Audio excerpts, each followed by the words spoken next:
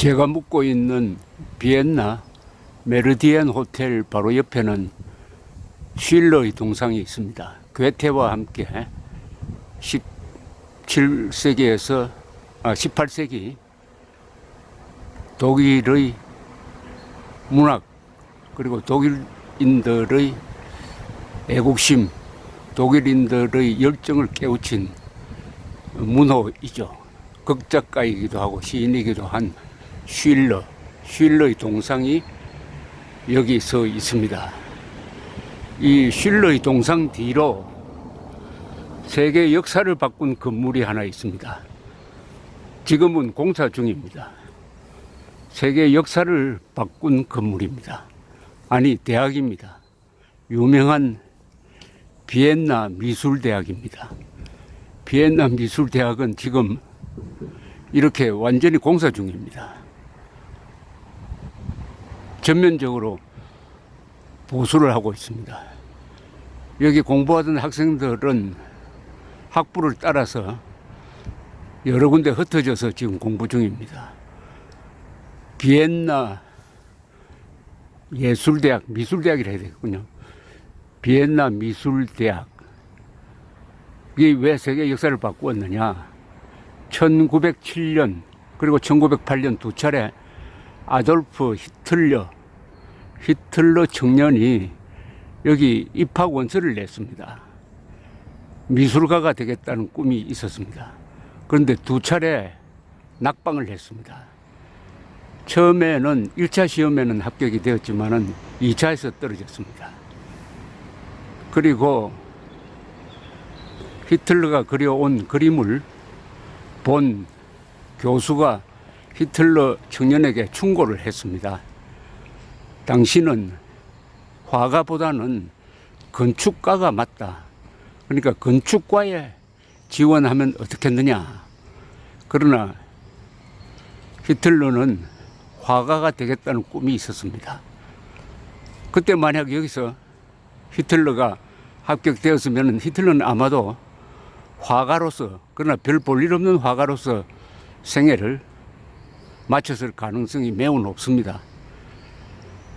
두 번에 걸친 낙방에 좌절한 히틀러는 이 비엔나에서 아주 어려운 생활을 했습니다. 거의 노숙자 생활을 하기도 했습니다. 노숙자 수용소라기보다는 노숙자 거주지에서, 거주소라 그래야 되겠구만요. 거주소에서 일하면서 아르바이트를 했습니다. 돈을 벌기 위해서 엽서 크기의 그림을 그려서 팔기 시작했습니다. 수백 점을 그렸습니다. 그 그림들이 요사이 남아 있습니다. 2차 세계대전 때 미군이 압수를 했는데 요사이 경매에 붙이면 한 장에 한 $10,000 정도로 팔리고 있습니다. 그 그림을 보면은 히틀러는 역시 건축가로서의 자질이 화가보다는 더 좋다는 것을 확인하게 알 수가 있습니다. 히틀러는 그림을 많이 그렸습니다. 이 근방에 있는 오페라 좌라든지 건물을 그렸는데 사람은 잘 그리지 않았습니다. 인간에 대한 관심이 적다는 것을 알 수가 있습니다. 사람이 나오더라도 별 성의 없이 인간성을 표현하려는 노력을 보이지 않습니다. 건물 그리고 자연에 대한 그림이 대부분입니다. 히틀러는 원래 비엔나에서 상당히 떨어진 린츠 근방에서 태어났는데 고등학교를 중퇴하고 나서 이 비엔나에 와서 화가의 꿈을 키우면서 노숙자 생활을 하면서 방황했습니다. 그러나 방황하는 중에도 히틀러는 예술에 대한 관심을 절대로 꺾지 않았습니다. 돈이 생기면은 오페라 보러 가고 그리고 공연을 보러 가고 해서 그때만 해도 히틀러 청년은 예술가적 기질이 더 강했습니다. 히틀러가 2차 세계대전 직전에 독일 주재 영국 대사와 대화를 나눈 걸 보면은 히틀러는 이렇게 이야기를 합니다. 내가 현안 문제를 해결한 다음에는 다시 예술가로 돌아가서 예술가로서 생애를 마치고 싶다라고 이야기를 합니다. 비엔나에서 어렵게 살던 히틀러 청년은 뮌헨으로 옮깁니다. 뮌헨에서도 꿈을 제대로 키우지 못하고 계속 그림을 그렸습니다. 그러다가 1914년 1차 세계대전이 터집니다. 오스트리아의 황태자가 사라예보에서 세르비아 청년에게 황태자 부부가 암살된 것이 계기가 되었습니다. 오스트리아가 세르비아를 응징하겠다고 한 전쟁이 유럽을 전부 다 1차 세계대전의 지옥으로 불러들입니다. 이때 자원 입대합니다. 히틀러는. 그리하여 뮌헨 부대에서 그 뒤 4년 동안 근무를 하는데 전령이었습니다. 전령. 아주 용감한 전령이었습니다. 다치기도 하고 훈장도 받기도 하는데 요행이 살아남았습니다. 마지막에 가스를 맞아가지고 그냥 실명 상태가 되었습니다. 독일 후방으로 이송되었습니다. 거기서 1차 세계대전이 끝났다는 이야기를 듣게 됩니다. 1차 세계대전이 끝난 것은 독일 안에서 혁명이 일어났기 때문입니다. 주로 좌익들이 주동을 해가지고 반전 데모를 하면서 후방이 무너졌습니다. 이것을 본 히틀러는 독한 마음을 가집니다. 내가 실명 상태에서 벗어나기만 하면은 정치인이 되겠다. 정치인이 되어가지고 열심히 싸우는 군인들의 등에 비수를 꽂은 공산주의자와 유대인들을 가만두지 않겠다. 이렇게 결심을 하게 됩니다. 이때부터 히틀러는 반유대주의자가 됩니다. 그리고 반공주의자가 되죠. 그 전에 히틀러의 생애에서 유대인에 대한 특별한 유감을 가질 계기는 보이지 않습니다. 1차 세계대전이 결정적 계기였고 이때부터 히틀러는 예술가의 꿈을 접고 정치인으로 나서게 됩니다. 선동가가 되는 거죠. 그리하여 1933년에 선거를 통해서 집권을 합니다.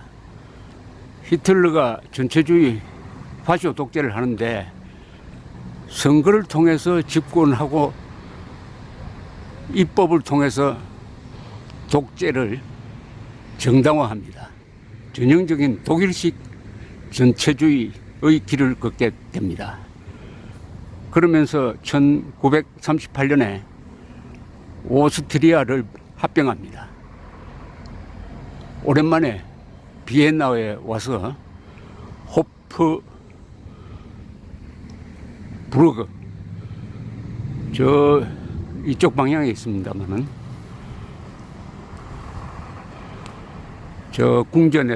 궁전 발코니에서 오스트리아를 독일 국민에게 바친다는 유명한 연설을 하게 됩니다. 그게 1938년.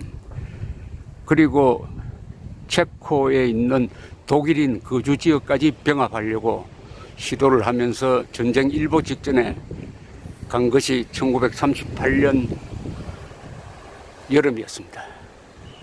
그때 영국 챔블레인 수상이 나서서 중재를 합니다. 그때 챔블레인은 중재를 성공시킨 다음에 돌아와서 런던 시민들로부터 열광적인 환영을 받습니다. 이제 평화가 왔다. Peace in our time 이라고 소리칩니다. 그러나 바로 1년 뒤 히틀러는 다시 폴란드로 진격합니다. 2차 세계대전이 일어나는 것이죠. 그리하여 이 전쟁은 1차 세계대전처럼 유럽에 머물지 않고 여기에 일본까지 끼어들므로써 세계전쟁으로 바뀌게 됩니다. 그 출발점이 바로 제가 서 있는 이곳 비엔나, 지금은 공사 중인 비엔나 미술대학이 두 차례나 히틀러를 낙방시켜서 히틀러로 하여금 예술가의 꿈을 접게 만들고 정치인으로 독재자로 가게 만들었다. 역사라는 것은 가정이 없지만은 어떤 점에서는 매우 우연적인 계기로서 세계 역사가 변한다는 것을 바로 이 자리에서 느끼게 되는 것입니다. 히틀러는 전쟁 중에도 베를린을 파리보다 더 근사한 예술 도시로 만들겠다는 꿈을 가지고 그 모형도를 만들어 놓고 전쟁 지휘 중에도 물끄러미 그 모형을 바라보면서 전쟁이 끝나기만 하면은 베를린을 파리보다 더 아름다운 도시로 만들겠다는 꿈을 버리지 않았다고 합니다. 그런데 이 예술가적인 영혼을 가진 자가 독재자가 되면 무섭습니다. 가장 무서운 독재자는 예술가적 독재자입니다. 김정일이도 영화 광 아닙니까? 김정일이도 음악에 대한 상당한 취향이 있는 자입니다. 김정일이 히틀러 예술가적 독재자를 우리가 경계해야 된다는 생각이 듭니다. 쉴러의 동상이 저기 있고 그 맞은편에 위대한 예술가들을 많이 배출해낸 비엔나 미술대학이 있습니다. 1907년, 1908년 히틀러를 낙방시켜서 세계 역사를 바꾼 대학 앞에서 말씀드렸습니다.